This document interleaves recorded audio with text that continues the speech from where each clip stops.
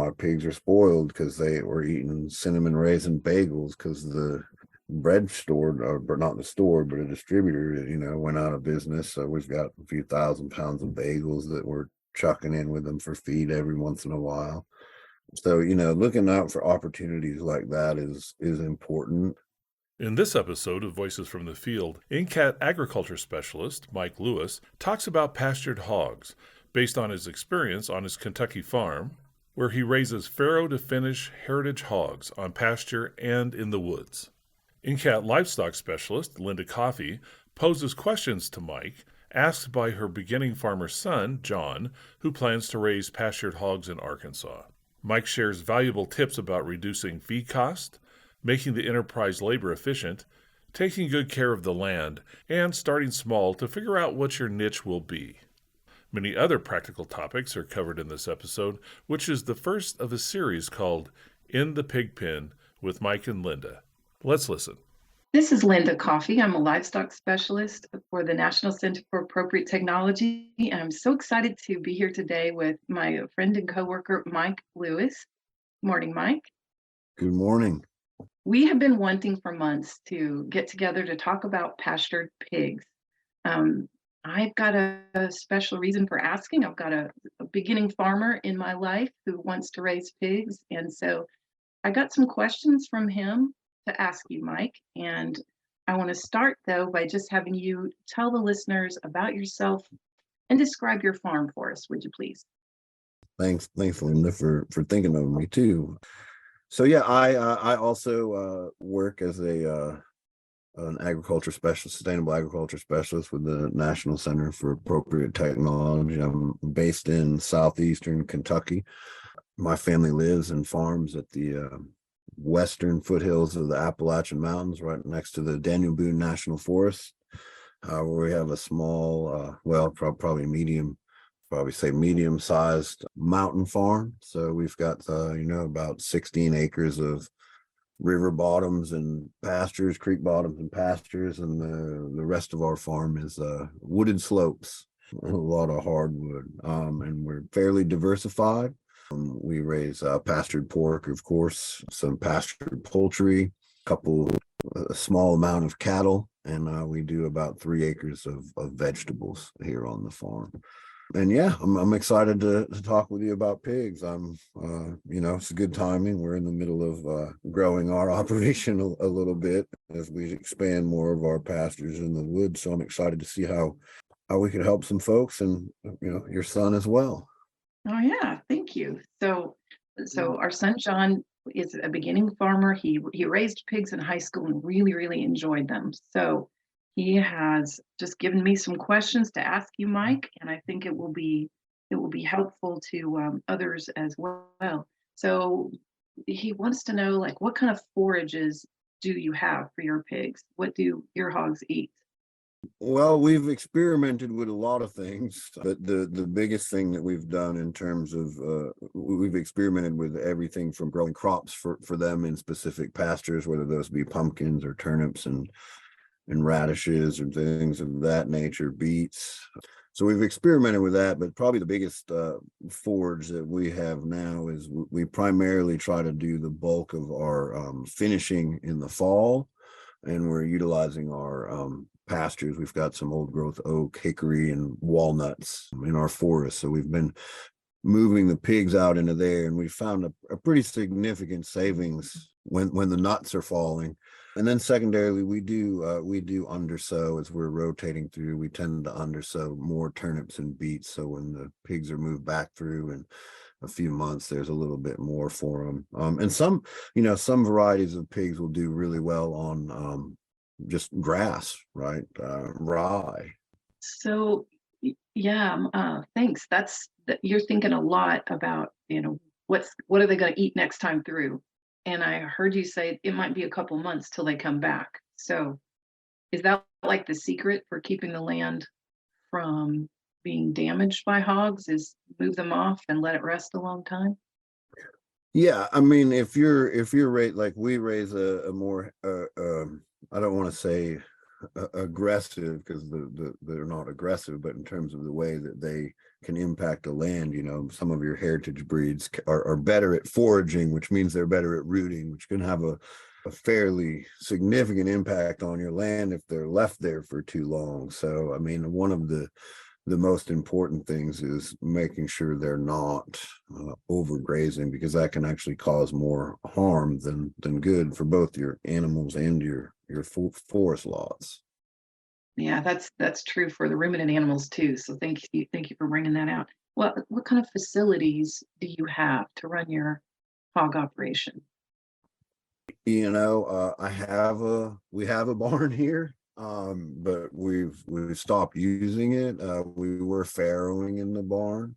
Typically our paddocks, like our housing paddocks in the fields or in the forest lots, depending on where they are just hog panels, bent over T-posts with a tarp over them. They're fairly hardy as long as they have room to get out of the rain. And then we utilize modified, like, small A-frame type structures for farrowing. So our pigs don't have a barn. So most of our housing is small, mobile, and fairly low cost. Aside of that, I mean, we've had to do some work with water, accessing water as we move the pigs get further up the mountain and further away from the barn. We don't have a water source there, so we have had to be creative with our water and how we're watering them when they're out in those parts. But outside of that, it's not a lot of infrastructure. We do have field fence, woven wire, but we don't fence the paddocks with the woven wire. The paddocks are all done through 2 strands of electric fence, if that makes sense. Two strands of electric fence. How do you place those wires, Mike? How do you, like, what height? It varies depending on the size of the pig. Right now, where we just have a boar and our sows in the field, I think our bottom strand is at about 16 inches and our top strand is at about 30. Okay. But they're bigger pigs. We introduce, when we're farrowing, our electric fence is at I think 3 inches. That's so the pigs learn.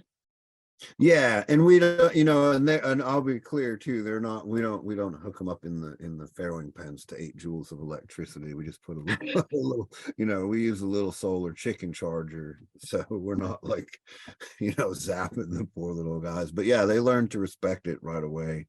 Primarily the reason that we have the woven wire up is more for the cattle and other stock than for the pigs. We're able to mostly keep them in with the poly. That's good. I want to back up a little though. When you said you have to get creative with the watering, I have found on our place that's so key, that you figure out that water piece. And when you talk about moving up the mountain, how are you solving that challenge? Well, right now we have two primary ways to address it. One is we have just a trailer, an old farm trailer that we put water tanks on, that we haul to where they are. And one of the newer paddocks that we're working on that's higher up, that's going to be about 12 acres, we're actually putting in larger tanks, and we're going to be pumping water from with a gasoline powered pump up to a 3,500 gallon tank at the top of the mountain. Well, not the top of, but at the top of where the pasture is, Right. The gasoline powered pump. Yeah, we got to think about how to move water on our place too. We've been wondering about getting a pump. So, because we collect rainwater off our Yep. barn, but then it's a little bit downhill, so we have to go up to get the water where we want it. Yep. I need to do some research about that. Well, but how much land does it take? John wondered, and I guess what he's asking is, how many pigs can you put on an acre without them? I know it's a time factor, but what's kind of your starting point for this is how many hogs I can put on a piece of land? Again, there's a lot of variables there. What breed is it? What type of land is it? It would impact that. But I think 5 to 7 would be a good number, but if you're, you could get up to 10 if you're in the right situation. I wouldn't have 10 on an acre of grass, because it wouldn't be grass for more than a couple minutes. But 10 in the 10 in the woods is probably not a problem, especially if you're moving them regularly, daily or every other day. Daily or every other day. Yeah, thank you for that. And then figuring Now out. right now I have 5 sows and a boar that are in a 6-acre paddock that I'll probably keep them there for 3 months until they're ready to farrow. So what kind of grasses, or what have you got? Are you just letting that go to dirt in this situation? It's all woods. It's all woods. Yeah, it's only about a quarter of an acre of it is pasture. The rest of it is a wood lot. Do you find that they kill trees? If you leave them in a paddock too long, yes, they can cause a lot of damage. But again, that's with anything. If you overgraze it and overuse it, it's gonna inherently take on some damage. So they absolutely can, but we've never had a problem with it. But that's because we're not leaving them in the same spot for a month. Gotcha. Okay. All right. You mentioned breeds. Can we go there for a little bit? What breed Yeah. or breeds do you raise? And then add to that, how did you decide? Well, that's actually my least favorite question to answer. Sorry. No, you're fine. I can't 100%. I can't say 100% what breed we have. We've been, starting from hobby to where we are now. We've been dabbling in this for about 10 years, and so we've been breeding specific to temperament, carcass weight, finish, how much they respect electric fence. Like if you don't respect electric fence around here, you're the first one to go. So we've looked less for a specific breed and more towards traits, but I can say that we have a mix. Right now I have our 5 sows are originated from our original large boar stock, large black stock, 10 years ago. And now they've had old spotted Gloucester, Mulefoot, Mangalista. So we're pretty much a hodgepodge. Right now we have a Mangalista boar. But that being said, that's not necessarily the way everybody's going to grow their business. And that will change now that we're expanding our production. We're not going to be able to, we'll have to get more breed specific and look for breed specific characteristics. But there's a lot of good choices and a lot of good reasons to go with a specific breed, right? If you want to higher quality, slower growing meat with less impact on the land, a guinea hog is a great option, right? If you've got a lot of forest, large blacks or old spots or something like that are going to be a wonderful addition. People really like Berkshire too. But each of those have different requirements, and they're going to take longer to get to market weight, which is, we've talked about is a big deal. So there's a lot of factors.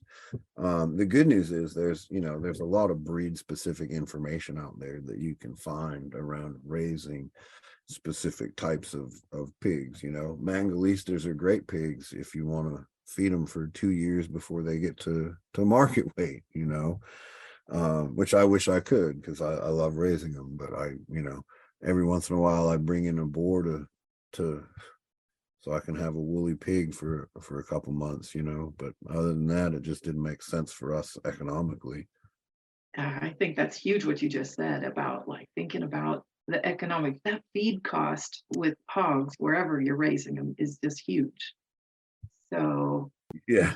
And some of these heritage breeds can take a long time to get up there to weight, and that can be that can increase your price, right? And it can price you, in some cases, price you out of the market Right. depending on where you're situated geographically. Yeah, Um, man, you just said a lot right there. Just knowing what your market will bear to see which kind of production system with which kind of heritage breeds might work. And we we used to have just conventional breeds that we would get feeder pigs, and they did eat some pasture. They did do well outside. So I think can we talk a little bit about why heritage breeds versus more conventional breeds? Like I'm thinking Hampshire, Duroc, Chester Whites, those kind of hogs, if they've been raised on pasture, can do fine. Do you find that to be true, or do you think it's not really? no, I think it's absolutely true. I think the main, the main difference is going to be likely in the finished product, Mm, not so much in the production. So, the heritage breeds are going to have a different kind of meat, right? I mean, the whole marketing, the pork checkoff program marketing, was the other white meat, I believe, and when I was a kid, that's what was that's on true. TV, the "Where's the Beef" commercial. And the heritage cuts are different, definitely not the other white meat. It's a different product altogether. And I would think that if you were marketing pastured pork, you would, it's important to understand where, your market falls in that, right? Initially we had a hard time selling pork at the farmers market because it wasn't white. It wasn't what people expected. So, I mean, I don't see if your market's going to be more comfortable with one of those more conventional breeds, as you say, then on pasture, then go for it. I don't think there'll be a big difference. I mean, they probably won't be as hardy, right, as the heritage breed, and they won't be as disease resistant, but they're also probably not going to be on your farm as long either. So, I think, see what the market wants. I don't, obviously your heritage breeds are going to forage, go for more quality they're higher quality capacity for foraging or whatever it is I'm trying to spit out there. No, I got what you're saying, and you've really touched on a lot of super important things. Thank you, Mike. We have an ATTRA publication called Pastured and Forested Hogs, something like that, Hogs, Pastured and Forested, that goes into some more information about breeds and links to a very interesting study about heritage hogs and showing carcass cut out and finished weight and depth of back fat, things that are important to your customers. And I'd encourage listeners, if you're curious about breeds, that is one place to go to help connect to more in-depth information. But yeah, thank you, Mike. Looking ahead, you said you're going to need to focus more on a particular breed. Is that for marketing reasons? Because I know crossbreeding can be really effective sometimes. I think it's more that I'm not going to have the time and capacity to manage that. Ah, What it would take for me to crossbreed my way up there to the consistent quality that I would need versus me going and, you I know, see. You're yeah, looking for more consistency across your product. You're going to need to. yep. Uh, Yeah, okay. so and we're, and another thing as much as I'm not a big fan of it, we're probably going to transition over to AI for breeding purposes, just because the cost, we have to make money, and that was one of those things that, if you've got 40 sows, you need 3 boars, and keeping 3 boars is more expensive and time consuming than paying the vet $100 to swing by once a month. Hmm. So Well, that's sometimes you interesting. gotta go for things you don't like. That's my advice. Just because you're hung up on it in an ethical standpoint, sometimes you gotta hey, it just makes sense. Well, there's a place for practicality for sure. And when you've got a limited land base, those more groups can be very challenging to me. And we all have a limited land base, right? Season 4 of Fresh Growth, Approaches to a more sustainable future from Western ag practitioners is just getting started. Listen in and you'll hear from farmers and ranchers throughout the West about the specific, creative, sustainable practices they are using in their operation, why they made the changes, and how implementing such practices has helped both their natural resource goals and their financial bottom line. Cover crops, raising livestock, soil health, growing for local markets, and building farmer networks are all topics covered. This podcast can be found on all major platforms. So one of the questions is, how can a person save money on feed? Kind of think you've touched on that, but would you like to expand more? How can a person save money on feed? Yeah, well, I mean, a couple ways that I've seen it done and do. I mean, is just local relationships, right? Once a year, a large farm in this area has a big, corn maze and pumpkin patch and all this stuff, and they're more than happy to have local farmers come by after they've shut down for the season and pick corn and pumpkins. So we definitely are there in that line and pick up a few thousand pounds of pumpkins every year and some corn. So that understanding local people. We were just joking. I messaged you this morning. My pigs are spoiled because they were eating cinnamon raisin bagels because the bread store, but not the store, but a distributor, went out of business. So we've got a few thousand pounds of bagels that we're chucking in with them for feed every once in a while. So looking out for opportunities like that is important. A lot of farmers, I don't do it now. I may, now that we're looking to expand. We started calling in about it, but distillers waste, spent grain from distillers is another great option. And then also, like planting for them, right? Understanding that there are things that they'll eat. I mean, they'll eat a stand of rye. They'll eat a young stand of rye really quick and be very happy, and it's got a lot of protein in there for them. So, just looking for opportunities like that is important. Have you used milk or milk products? Is that not really in your local? It's not in my local supply chain. It actually came up recently with a restaurant asking for it. I forgot what it's called, but maybe porcelette, or I don't know. There's a name for milk fed pork, but it is an option. I have very little experience with it because we don't have dairy farms around here. Mm-hmm. So, but yeah, listeners who do have access to that might consider how to use it. Everything you do like that's creative with the like salvaging, or salvage not the word I want, but finding creative ways to get them more food. It all takes some time, takes some gas, and you might need to think about the labor aspect of that, but it could really help and boost their nutrition and make for happy hogs too, right? Absolutely. They love it. My daughter River, she found somewhere on the internet, found a seed stock for a kale plant that is traditionally used for feeding pigs, and the leaves get like astronomically big. So, she's ordered some of that. Maybe we'll be feeding our pigs kale, but they're always excited to see if you've got something green in your hand. Yeah. When we had a lot of dairy goats on our farm and I made cheese, our hogs really liked the whey. They did so well on that. That's adding more protein again, and yeah, really good for them. How much time does it take to do your chores?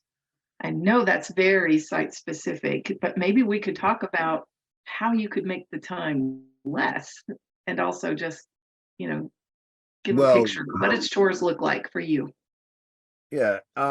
Well, it does vary, and lately weather's been having a bigger impact on the workflow with the rain and wind that we've been having. We've had more fences down, so there's been a little more than usual, but and definitely it's evolved over the past few years, as I attempt to streamline it so that it's not taking, energy away.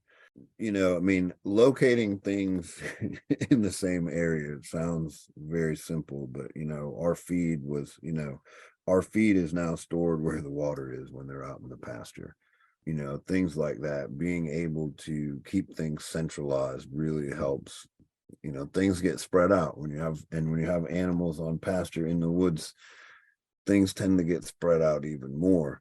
And so the more centralized that things can be, can streamline the process significantly. And I think, realistically, when we're right now, it's really easy because I've got 5 sows and a boar in a 6-acre paddock. So, I go out and throw them bagels and feed and, make sure their water's full.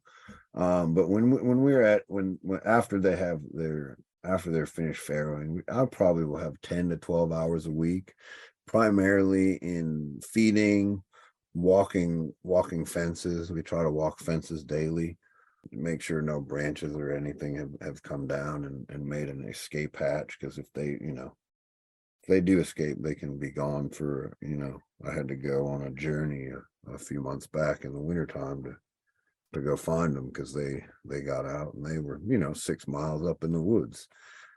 So we try to walk the fence every day. So I would say it's probably normally about 10 to 12 hours a week under ideal conditions that we spend on the pigs. Now, obviously, that's more intense when they're farrowing and when we have babies on the ground. But I think that's a good round number, 10 to 12 hours a week. It's good to think about, because I was hearing about your diversification. You've got to have energy and time for every one of your enterprises. And it's nice if they can kind of fit together. And I'm sure your waste vegetables probably factor into the hog operation somehow. They do. I think they're more going to the chickens than I would like to the pigs, but I don't always have control over everything here. I think my son said we're a constitutional monarchy. So whatever that means, it's our business structure. It's unclear as to who the monarch is, but there is one clearly. So yeah, vegetable waste figures in, and I mean, tying it in, right? I mean, we make sure that if we have a poultry pen, it's as close to the pigs as possible, so that the work is again not spread out. Mhm. So I really admire and aspire to the lean farm principles. And, someday I hope we can get there with more streamlined and more efficiency and more just putting things back where they belong all the time. That we're real bad on our place about that. So lots of room for improvement. What do you like about raising pigs? I think I like pigs, ironically, because I never would have thought this, but when I started farming, I never would have thought I'd be gearing up to do pigs on a large scale. But I think that number one, I guess that not the number one reason, but the number one reason that they're still on our farm is they have the potential to be highly profitable. They don't, unlike a cow, you can get it to market in under a year. You can do it on a small scale. So I think those things were initially what appealed to me, but I think now, like, the primary reason that we're probably expanding here versus in some other aspect of the operation is because I enjoy the pigs. I mean, I think that when pigs are in a nurturing and comfortable environment, they're just the coolest animals. Now that being said, I wouldn't, I've heard people say, oh, pigs are mean and all of this. And yeah, I mean, in a confinement setting, I wouldn't say the same thing about a pig. I'd be grouchy too if you was lock me in a cage for, that amount of time. So I think I like them. I appreciate their personality. I think they fit well into our farm, right? They bring value outside of outside of a revenue stream. We can, we've talked about before how when we're growing a big plot of corn, we'll use them for tillage in the field before we plant corn, so they come in and they save me a tractor pass over a 5-day period. If it's too wet and I can't plow or disc, I can run some fence and put some pigs over there and get a field turned over pretty quick for planting, so I mean they're helpful, and they're just cool. I don't know. Yeah, well, I think that's huge. If you enjoy an animal, and like I said, our son always has enjoyed pigs like you, and noticed that they are really fun animals when they're outside and in a good environment. So yeah, that's valid. And I like that you started from that practical point, but then saw the many other benefits from raising your hogs. And heard you say they're using the mast in your woods. They're growing more saleable product from something that wasn't saleable, and probably helping you do some other tasks as well. That's really good. What would you advise someone on how to start raising pigs? Start small. No. Start small. Yeah, I mean, start small, be ready to adapt. And, if, how do I say, don't always follow your heart. That's my advice.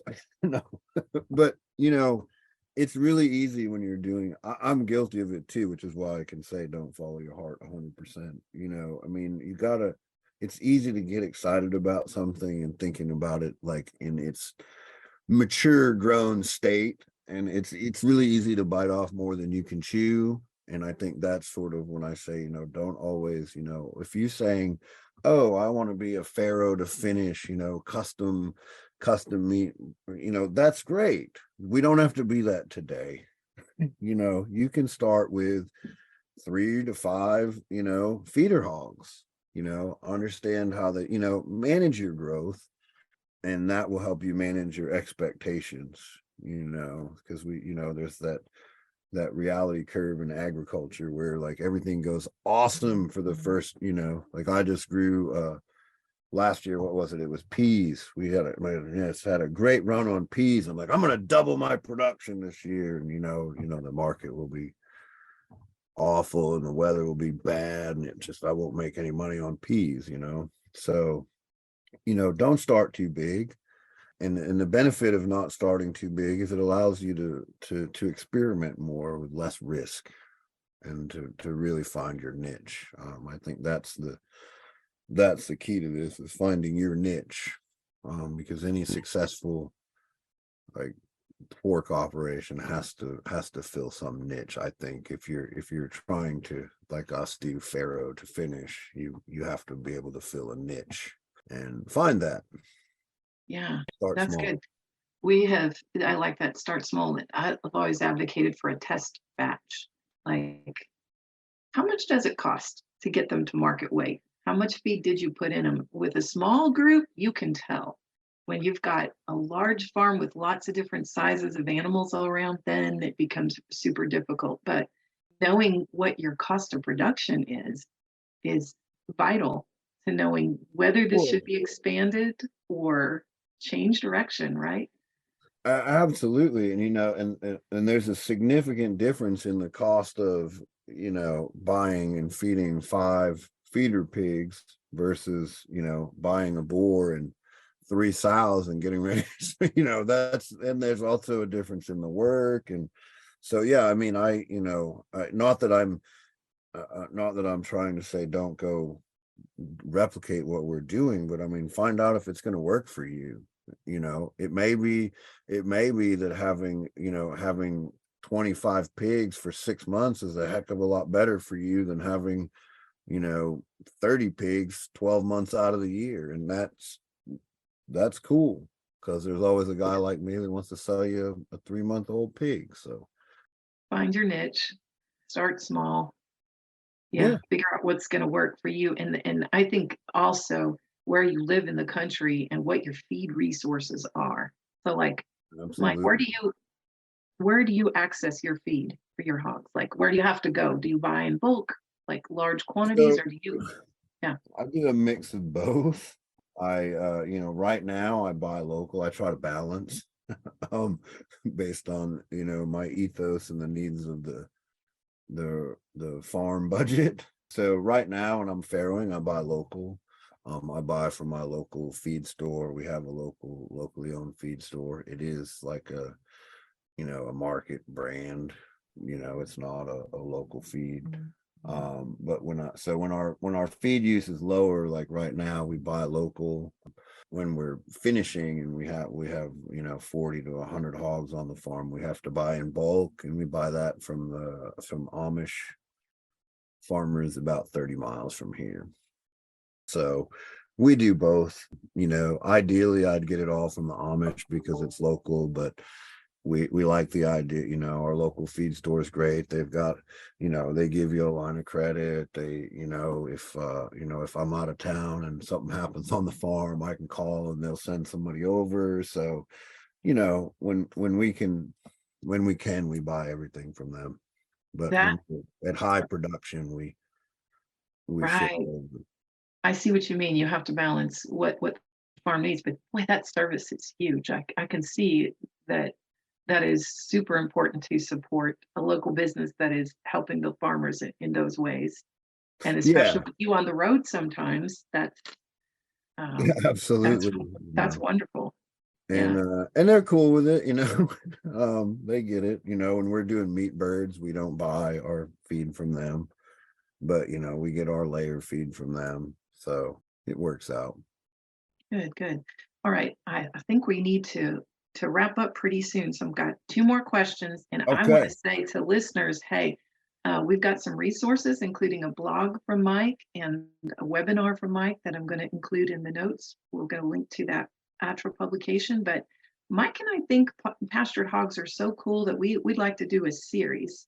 So if you all would like us to do a series, if you could reach out to Mike at MikeL@NCAT.org or to me, Linda C. at NCAT.org, we will structure that and get some more episodes out there. So, Mike, thanks for your time. I want to ask you two more. One is, Okay. what advice do you have for beginning farmers? Now we're not just talking hogs, Oh, beginning farmers. And then finally, I want to have you say, what else should John be thinking about as he gets into farming? What else okay. what should he have asked that he didn't? And I didn't ask you all of his questions, but so what Well, advice for beginning farmers? start diverse and small. Oh, I think, understand what you're going to be passionate about when you're planning for your farm.